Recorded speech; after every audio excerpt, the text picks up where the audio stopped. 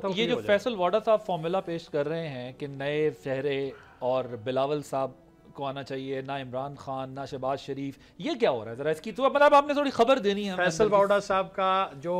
गुज़िश्ता कुछ अरसे से उनका जो बयानिया है वो आप भी जानते हैं, मैं भी जानता हूँ, लेकिन मैं नहीं समझता कि ये किसी सियासी जमात का बयानिया है या ये किसी और अदारे का ये बयानिया है। अगर वो बानी पीटीआई को माफ़ करने की बात करते हैं, दिल बड़ा करने की बात करते हैं, तो उसका रास्ता सबसे पहले स्टेट ने भी बता दिया था, वज़ीर आज़म ने भी बता दिया था कि अगर कोई बातचीत होगी तो वो वज़ीर आज़म से होगी, और अगर उन्होंने दोबारा ऑन बोर्ड होना है तो वो माफ़ी मांग के आएंगे। जो किया है 9 मई को वो उसको ऑन करें, उस पर बाकायदा वो माफ़ी मांगें, उसके बाद जो बात होगी। बिलावल साहब से मुलाकात के बाद उन्होंने कहा कि बिलावल साहब को वज़ीर आज़म सारा कुछ कर रहे हैं, लेकिन मैं नहीं समझता कि उनके पास कोई इस तरीके का मैंडेट है। उनकी ख्वाहिश तो हो सकती है, लेकिन मैं नहीं समझता कि किसी वो जमात का बतौर इंडिविजुअल वो ये सारा कुछ इनिशिएट करें। इससे पहले भी तो जो कर रहे थे वो बतौर इंडिविजुअल ही कर रहे थे, तो उनको मतलब कोई अभी तक तो कोई ऐसी चीज़ नहीं है कि वो किसी या वो किसी का कोई मैसेज वो मोहसिन नकवी बनने की कोशिश कर रहे हैं, वो मोहसिन नकवी बनने की कोशिश कर रहे हैं, लेकिन मेरा नहीं ख्याल कि वहां से कुछ ऐसी बात नहीं बन सकते। आपके ख्याल